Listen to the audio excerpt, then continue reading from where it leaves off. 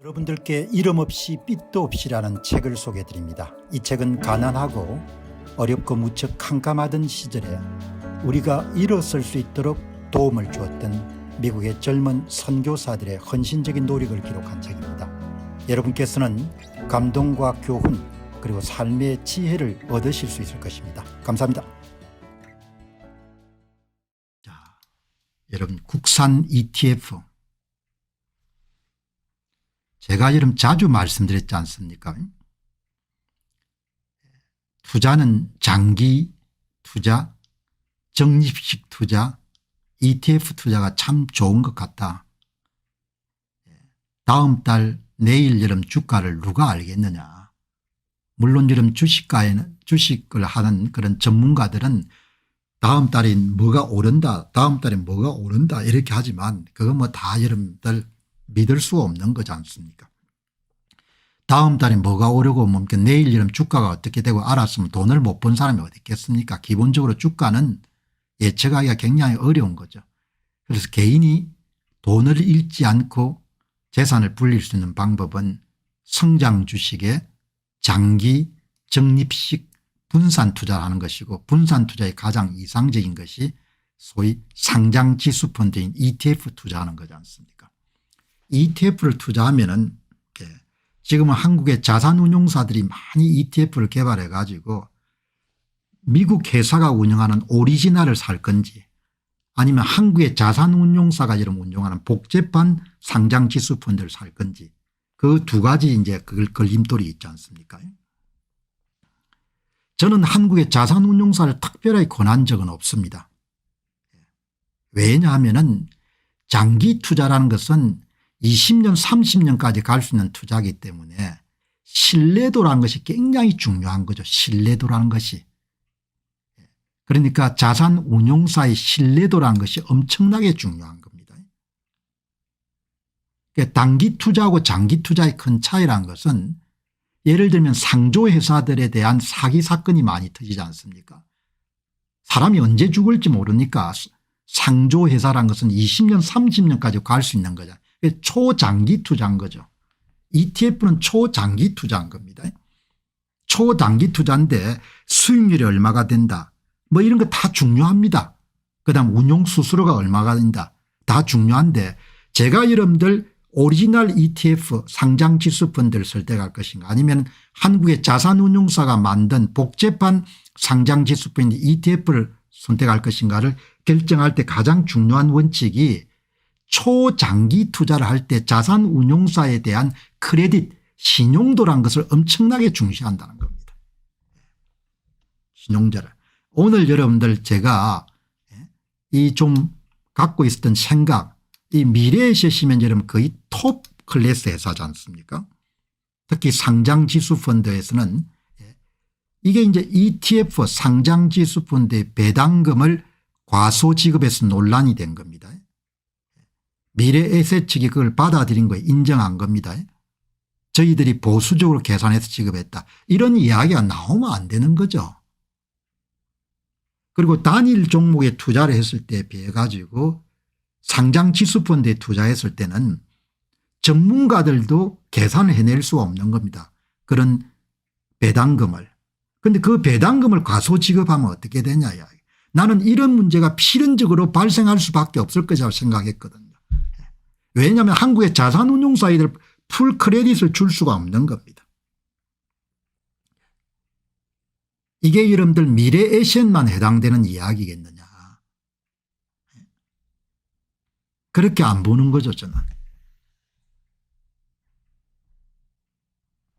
여기 보시게 되면은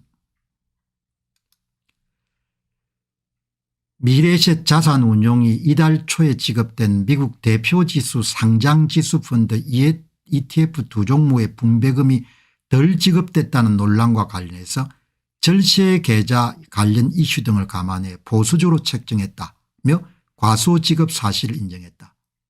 미국의 대표지수 상장지수 펀드니까 이렇게 발각된 거지. 그렇지 않으면 그냥 넘어갔을 거 아닙니까?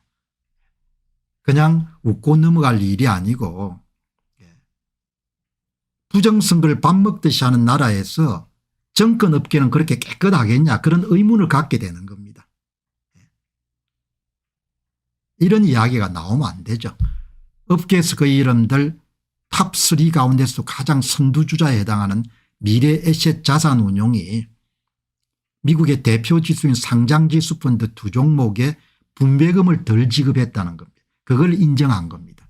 의도적이거나 의도하지 않건 간에 어마어마하게 비난받아야 됩니다. 대충 하고 넘어갈 겁니다. 또 한국 사회가 마찬가지입니다. 미래에셋 운용은 이달 초 투자자들에게 지급한 타이거 미국 S&P 500 가장 대표 상품입니다. 타이거 미국 나스닥 100의 분배금이 전분기 대비 크게 줄어 논쟁거리가 됐다. 이게 미국의 대표 상품이 아니었으면 그냥 넘어갔을 겁니다. 이런 일이 생기면 안 되죠. 이런 일이 생기면은 미래에셋 운용의 미국 대표지수 ETF 두 종목은 전분기 대비 유독 배당 컷 규모가 커서 개인 투자자들의 의문을 자아냈다. 다른 운용사들의 동일 유행 상품과 비교해도 축소폭이 컸다. 투명성이 어마어마하게 떨어지는 겁니다. 이렇게 하면 안 되는 거죠. 이렇게 여러분들 처신을 하면은 진짜 안 되는 겁니다. 밀실에서 결정되는 ETF 분배금 이게 문제인 겁니다. 도무지 믿음이 안 가는 겁니다.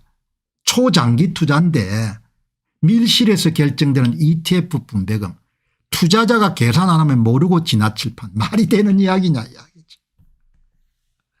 배당 재원 생겨도 분배 여부는 법상 운용사 재량 운용사가 과소 분배했는지 알려면 투자자가 일일이 구성 종목 따져 계산해야 된다. 불가능하다는 이야기입니다. 속이려면 얼마든지 속일 수 있다는 겁니다. 미래에셋 자산 운용만 있는 ETF였다면 알아차리기 어려워서 조용히 넘어갔을 것이다. 그럼 누군가 먹어치우는 거죠. 이렇게 하면 안 되는 거죠. 그래서 제가 뭐 한국의 자산운용사 상품을 그렇게 권하거나 그렇게 한 적이 없는 겁니다. 이게 이름 한국의 지금 신뢰 수준인 겁니다. 그럼 이게 이름 처벌을 받겠냐 대충 또 묻어가 나갈 겁니다. 업계 또 다 이름 금감원에 이름 로비하고 이렇게 또 넘어가겠죠. 뭐. 그래서 한국의 자산운용사에서 운용하는 상품에 대해서 내가 크레딧을 줄 수 없는 거예요. 세상은 넓고 여러분들 투명한 데는 많은데 왜 굳이 한국의 자산운용사에서 뭐죠 미국의 ETF를 사야 되냐 이야기죠.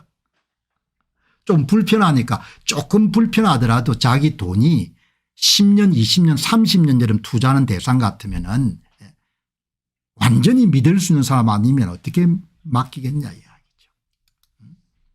분배 여부는 전적으로 자산운용사의 판단에 따른다. 말이 안 되는 이야기지 않습니까?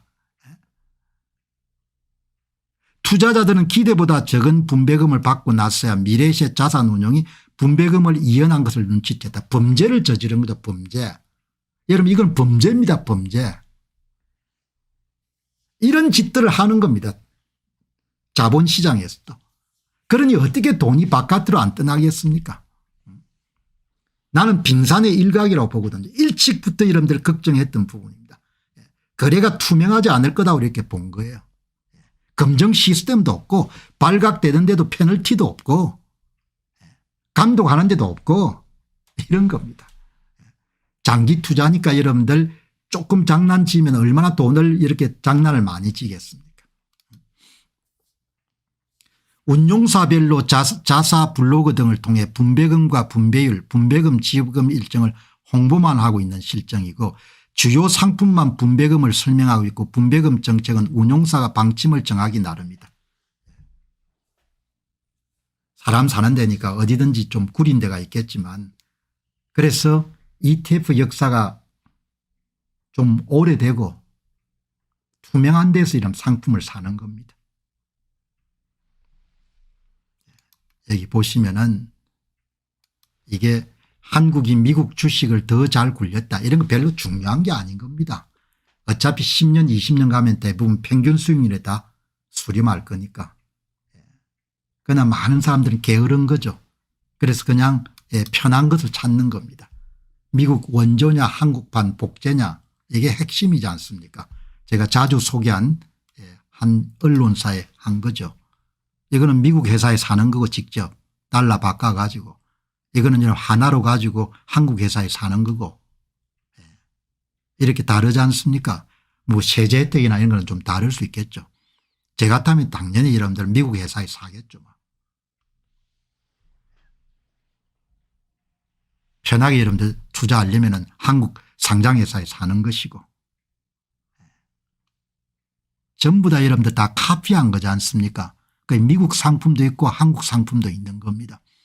운용수수료는 전반적으로 한국 상품이 다 높을 거고 그런데 그보다 훨씬 더 중요한 것은 투명하게 운영이 되느냐 이야기죠.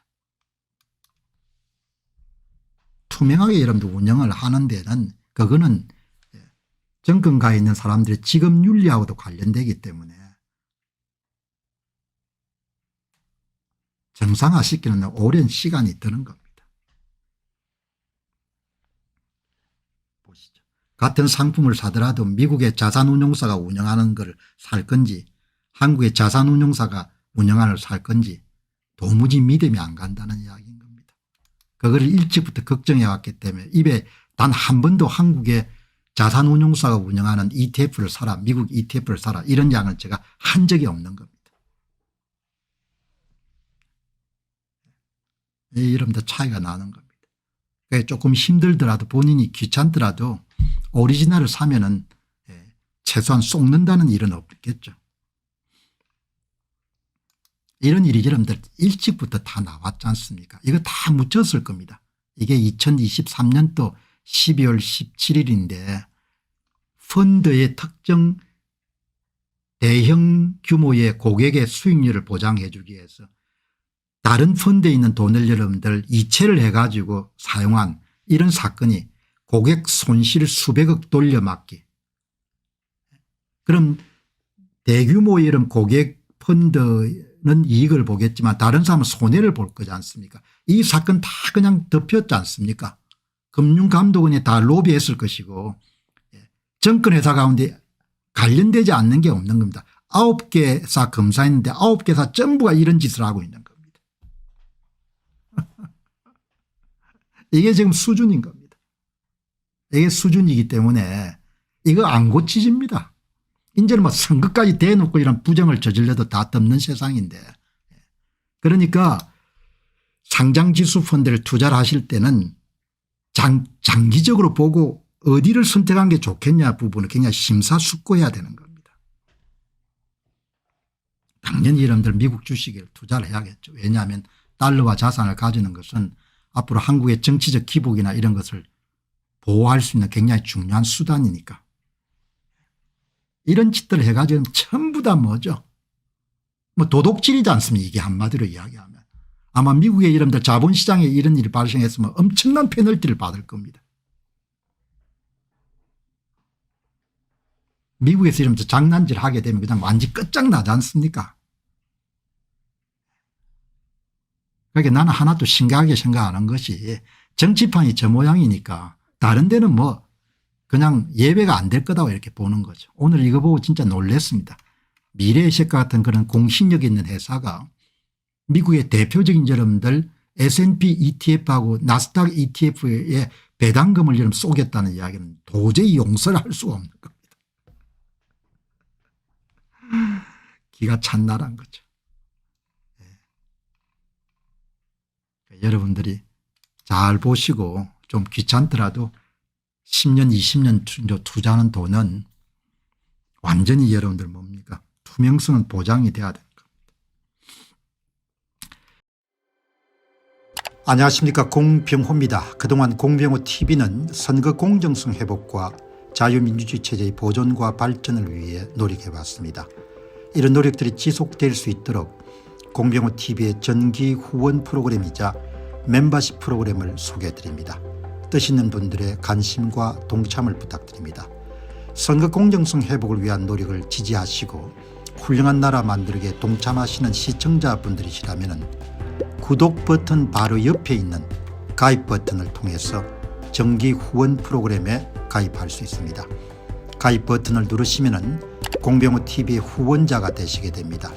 여러분의 후원이 선거 공정성 회복을 위한 노력에 힘을 더할 수 있을 뿐만 아니라 자유민주주의 체제의 수호를 그리고 발전을 통해 여러분과 후손들의 삶에 빛과 소금이 될 것입니다. 특히 그동안 공병호TV는 선거 공정성 회복을 위한 노력 과정에서 채널 성장에 제약이 가해지는 불이익을 감수해왔고 지금도 그런 불이익이 계속되고 있습니다. 그럼에도 불구하고 너무나 중대한 문제이기 때문에 공병호TV의 노력은 계속될 것입니다. 여러분의 깊은 관심을 부탁드립니다. 감사합니다.